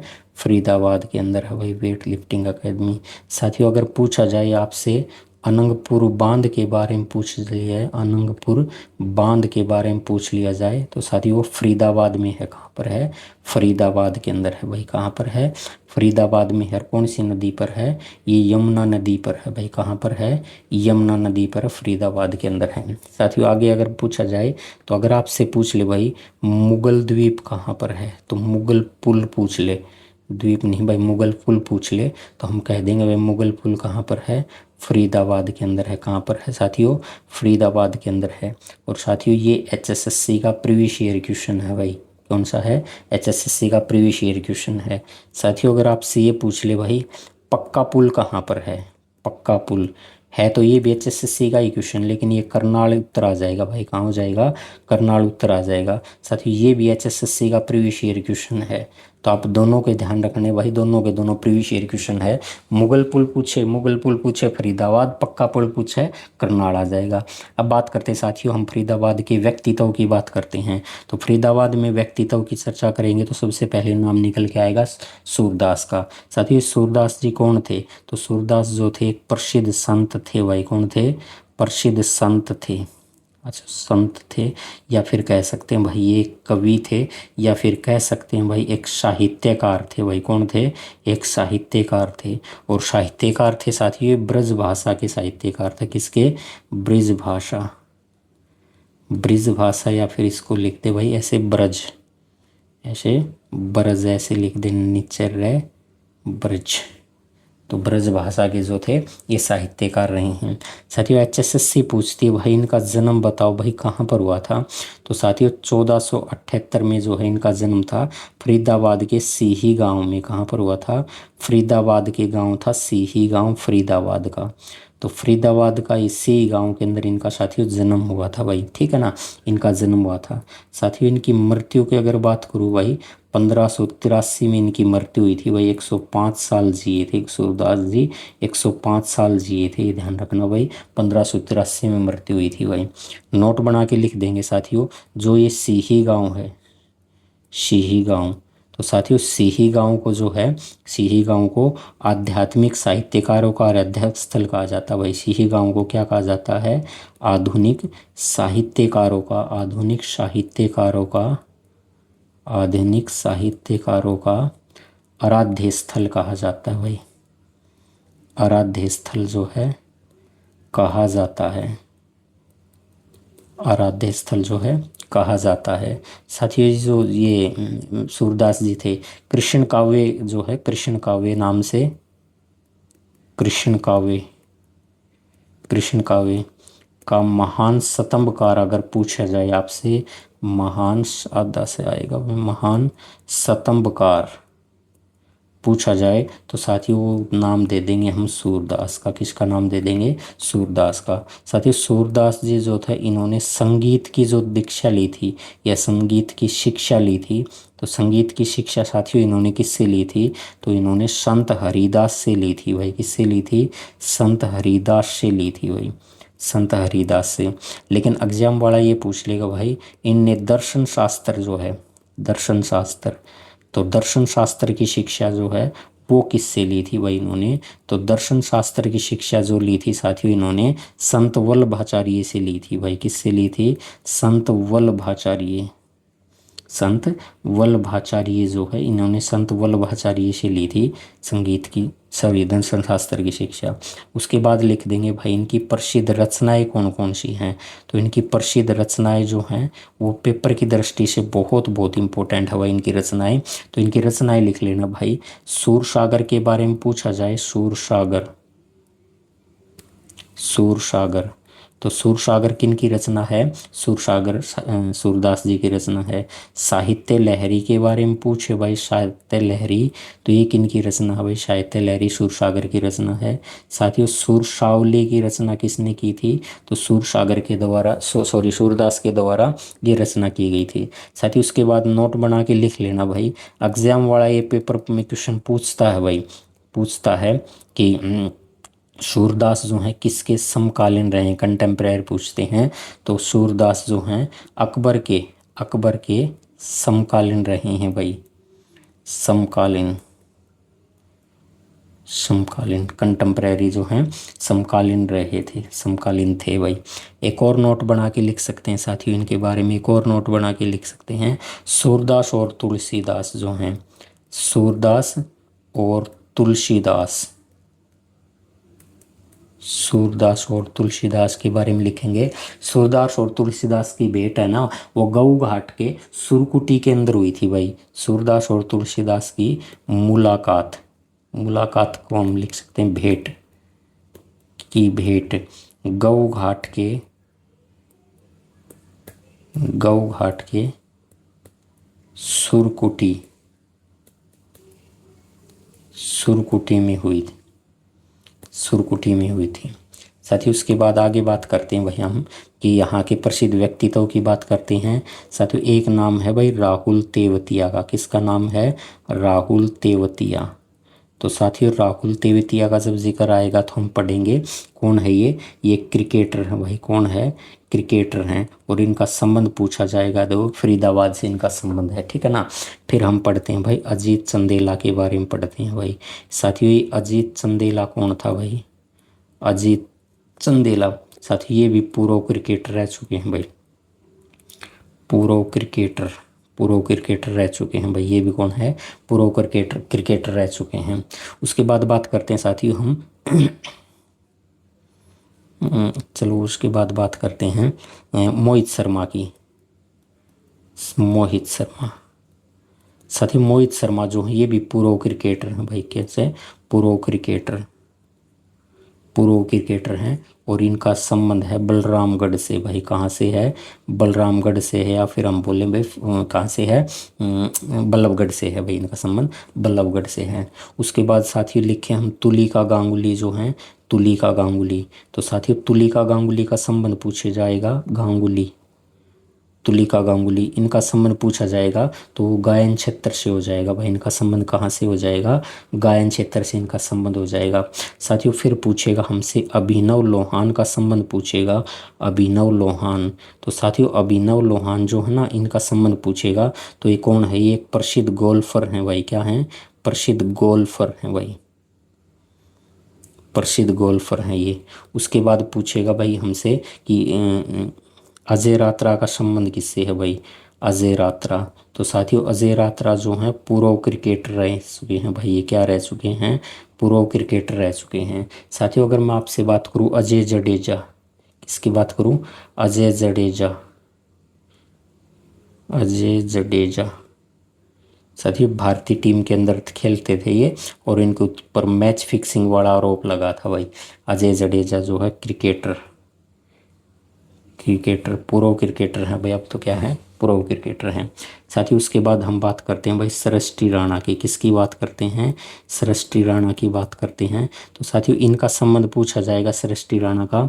तो साथियों ये अभिनेत्री रही हैं भाई। क्या रही हैं? अभिनेत्री रही हैं। साथियों सोनू निगम के बारे में सबको पता होगा, ये सिंगर हैं भाई, सोनू निगम, सोनू निगम, सोनू निगम। तो साथियों सोनू निगम जो हैं ये क्या हैं? संगीत से इनका संबंध है। साथ इनको कह दें भाई ये क्या हैं? सिंगर हैं भाई। संगीत से इनका क्षेत्र संबंध रहा है, संगीत से। उसके बारे में बात करें भाई हम कुणाल की बात करें भाई, कुणाल। साथियों कुणाल जो है ना ये टीवी कलाकार हैं भाई। कौन है? टीवी कलाकार हैं, टीवी कलाकार, या भाई इनको हम अभिनेता भी बोल सकते हैं। भाई कौन है, एक अभिनेता हैं, टीवी के कलाकार हैं। साथ ही उसके बाद हम बात करते हैं ऋचा शर्मा की। किसकी बात करते हैं, ऋचा शर्मा की। साथियों ऋचा शर्मा का संबंध जो है गायन क्षेत्र से है। भाई किससे है, गायन क्षेत्र से इनका संबंध रहा है। उसके बाद साथियों हम बात करते हैं अरुणिमा सिन्हा की, लेकिन इनका संबंध साथियों सीधा सीधा हरियाणा से नहीं है। भाई अरुणिमा सिन्हा सीधा सीधा तो नहीं है, लेकिन भाई इनका गांव पड़ता है वो ताजूपुर गांव से पड़ता है भाई, क्योंकि शादी हुई होगी ना भाई, इनकी शादी हुई होगी तो इसका संबंध यहाँ से है। इनके बारे में साथियों नोट बना के लिख सकते हैं, भारत की प्रथम दिव्यांग पर्वतारोही, प्रथम दिव्यांग पर्वतारोही, तो भारत की प्रथम दिव्यांग पर्वतारोही है भाई ये, ठीक है। इनको चलती ट्रेन से गिरा दिया गया था और रात भर ये जो है इनका एक पैर कट गया था और रात भर ये पटड़ियों पे रही थी भाई, पटड़ियों पे गिरी रही थी। सुबह आके किसी ने देखा था भाई इनको। तो ये भाई एक मोटिवेटर का काम भी है, आप सबके लिए मोटिवेशन का भी काम है। उसके बाद बात करते हैं साथियों हम, एक व्यक्ति है हिमानू कपूर। साथियों इसका संबंध हो जाएगा भाई पार्श्व गायक, क्या हो जाएगा, ये कौन है, पार्श्व गायिका है भाई, क्या हो जाएगा, पार्श्व गायिका। यानी पार्श्व गायिका मतलब क्या हो जाएगा भाई, सिंगर हैं, क्या है, सिंगर हैं भाई, प्लेबैक सिंगर जिनको बोलते हैं ना, प्लेबैक सिंगर। तो पार्श्व होता है प्लेबैक सिंगर यानी गायिका, प्लेबैक सिंगर जो है इनसे इनका संबंध हो जाएगा, ठीक है। उसके बाद तो हमने इम्पोर्टेंट जो भी होते थे साथियों वो लगभग कोशिश की है कि हमने कर लिए हैं, कोई नहीं छोड़ा होगा, कोई रह भी जाएगा तो कोई बड़ी बात नहीं है, हम आगे पढ़ लेंगे उन बातों को। अब बात करते हैं साथियों 14वीं शताब्दी में प्रसिद्ध साहित्यकार ईशरदार का जन्म फरीदाबाद में हुआ था। इनकी प्रसिद्ध पुस्तकें कौन कौन सी है, गजब का प्रश्न है भाई। इनकी प्रसिद्ध पुस्तकें जो है ना वो पुस्तकें हैं भाई अंगद फैजा इनकी प्रसिद्ध पुस्तक है, भरत मिलाप इनकी प्रसिद्ध पुस्तक है भाई। गजब आपको लगेगा, मैं एक लाइन और लिखाता हूँ, सत्यवती कथा जो थी तो ये इनकी क्या थी, प्रसिद्ध पुस्तक हैं। और साथियों ये HSSC का प्रीवियस ईयर क्वेश्चन है भाई, किसका, HSSC का प्रीवियस ईयर है। खुल गई आँख खुली भाई, कोई बात नहीं भाई। आगे बात करते हैं, भगवान बलराम का जन्म स्थल अगर आपसे पूछा जाएगा तो वो बलरामगढ़ से हो जाएगा भाई, किससे हो जाएगा, बलरामगढ़ से हो जाएगा, बलरामगढ़ जिसको बल्लभगढ़ के नाम से जाना जाता था। अटल बिहारी वाजपेयी राजकीय चिकित्सालय या चिकित्सा महाविद्यालय स्थित है भाई छायसा में स्थित है भाई, कहाँ पर स्थित है, छायसा यानी फरीदाबाद के अंदर स्थित है भाई, कहाँ स्थित है, फरीदाबाद के अंदर स्थित है। राज्य की एकमात्र गैस आधारित विद्युत परियोजना जो है साथ ही वो फरीदाबाद के अंदर ही है, कौन सी है, फरीदाबाद के अंदर ही है, फरीदाबाद में गैस आधारित एकमात्र है भाई। सबसे ज़्यादा मलिन बस्ती की जनसंख्या वाला ज़िला कौन सा है, तो सबसे ज़्यादा मलिन बस्ती वाला ज़िला कौन सा हो जाएगा भाई, वो फरीदाबाद हो जाएगा, कौन सा हो जाएगा, फरीदाबाद हो जाएगा। सबसे कम सड़कों की लंबाई का घनत्व जो है फरीदाबाद के अंदर है भाई, कहाँ से है, फरीदाबाद के अंदर है। और साथियों फरीदाबाद के अंदर जो है वो मात्र और मात्र 552 वर्ग किलोमीटर जो है ये है भाई इसका सड़कों की लंबाई का घनत्व फरीदाबाद से। अगर आपसे पूछे भाई सबसे बड़ी विधानसभा क्षेत्र शहरी मतदाताओं की संख्या पर बताना है तो हम कह देंगे भाई कौन सी है, वो फरीदाबाद है भाई, कौन सी है, फरीदाबाद है भाई, फरीदाबाद है, ये बात ध्यान रखना। मंगलयान के उपकरणों का निर्माण साथियों कहाँ से किया गया था, तो साथियों फरीदाबाद से किया गया था, कहाँ से किया गया था, फरीदाबाद से किया गया है भैया। उत्तर भारत का सबसे बड़ा औद्योगिक शहर की अगर बात करें तो वो फरीदाबाद है भाई, कौन सा है, फरीदाबाद है भाई, फरीदाबाद औद्योगिक नगरी बोलते हैं ना, हरियाणा की औद्योगिक नगरी। ग्लैडियोलस व रजनीगंधा फूल की खेती प्रदेश में सबसे ज़्यादा होती है भाई, वो फरीदाबाद में होती है भाई, फरीदाबाद के अंदर होती है। लेकिन साथियों आपसे अगर पूछ ले कि गेंदा सबसे ज़्यादा कहाँ होते हैं, गेंदा, तो साथियों गेंदा सबसे ज़्यादा जो होते हैं वो हम गुरुग्राम बता देंगे भाई, कहाँ बता देंगे, गुरुग्राम बता देंगे भाई, गुरुग्राम बता देंगे। लेकिन आपसे अगर गुलाब पूछ ले भाई, गुलाब ज़्यादा कहाँ होते हैं, तो हम कह देंगे भाई गुलाब ज़्यादा पानीपत से, ठीक है। तो गुलाब का सबसे ज़्यादा उत्पादन पानीपत से है। नहरों द्वारा सबसे कम सिंचाई जो की जाती है वो फरीदाबाद में की जाती है भाई। कहाँ से की जाती है? फरीदाबाद व पंचकुला भी लिख लेंगे भाई, इन दोनों में की जाती है। फरीदाबाद व पंचकुला दोनों लिख देंगे। राष्ट्रीय समन्वित पेस्ट मैनेजमेंट जो है ये कहाँ पर स्थापना की गई थी इसकी? तो इसकी स्थापना जो है, स्थापना लिखेंगे सबसे पहले। तो इसकी साथ ही स्थापना 1988 में की गई थी फरीदाबाद के अंदर। कहाँ की गई थी? फरीदाबाद में 1988 में इसकी स्थापना की गई थी। राष्ट्रीय विद्युत प्रशिक्षण केंद्र जो है साथियों ये फरीदाबाद में है भाई। कहाँ पर है? फरीदाबाद के अंदर है, ये भी फरीदाबाद के अंदर। देश का प्रथम प्लाज्मा बैंक जो है स्थापित किया गया था, तो प्लाज्मा बैंक साथियों फरीदाबाद में स्थापित किया है। देश का पहला प्लाज्मा बैंक स्थापित किया गया है। अमर शहीदों का गांव कहा जाता है साथियों, तीगांव को कहा जाता है भाई। किसको कहा जाता है? तीगांव को कहा जाता है भाई। जो किसके लिए प्रसिद्ध है? हड्डी की नक्काशी के लिए प्रसिद्ध है भाई, ठीक है। चंदन की नक्काशी के लिए झज्जर हो जाएगा भाई। आगे बात करते हैं साथियों, मुख्य खनिज यहाँ के कौन से हैं? तो साथियों मुख्य खनिज जो है यहाँ पर बजरी है भाई। यमुना नदी के द्वारा बजरी जो लेके आते हैं, तो इसका सर्वाधिक उत्पादन जो है बजरी उत्पादन से है भाई। बजरी उत्पादन से है।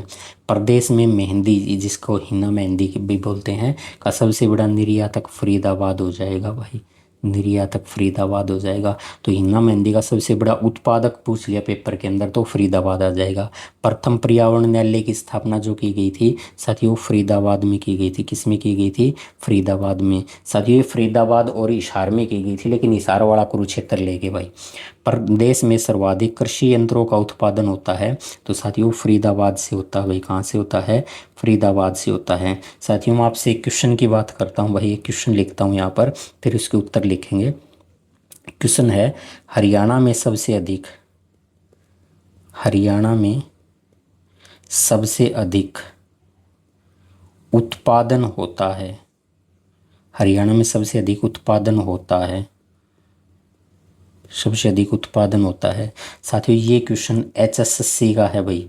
HSSC का प्रीवियस ईयर क्वेश्चन है, ये ध्यान रखना भाई। हरियाणा में सबसे ज़्यादा उत्पादन होता है। तो मैं आपसे ऑप्शन की भी चर्चा करूंगा भाई। यहाँ एक ऑप्शन में दे दिया भाई साइकिल, क्या ऑप्शन में दे दिया? साइकिल ऑप्शन में दे दिया। साथियों बी ऑप्शन के अंदर दे दिया भाई ट्रैक्टर, क्या दे दिया? Tractor, tractor. सी ऑप्शन में दे दिया साथियों कार दे दिया, और डी ऑप्शन में दे दिया नन ऑफ दीज, क्या दे दिया? None of these, none of these. अब मैं बात करता हूँ भाई HSSC जो है साथियों, यहाँ पर लिख देता हूँ HSSC। HSSC ने बी इसका सही उत्तर माना है भाई, बी इसका सही आंसर माना है भाई। तो HSSC ने इसका आंसर क्या माना है? ट्रैक्टर जो है ये इसका सही आंसर माना है भाई। कदे कोई काराम फंस जा, अक्षाराम गणिकारो है। HSSC ने बी इसका सही उत्तर माना है। बी का मतलब ट्रैक्टर। तो हरियाणा में सबसे अधिक उत्पादन होता है HSSC के अकॉर्डिंग ट्रैक्टर, क्योंकि HSSC में गाड़ी कार को नहीं पहुँच पाती भाई, ट्रैक्टर पहुँचे हैं। HSSC ने ट्रैक्टर का बेरा है। तो सभी साथियों का बहुत बहुत धन्यवाद भी, सभी साथियों का धन्यवाद।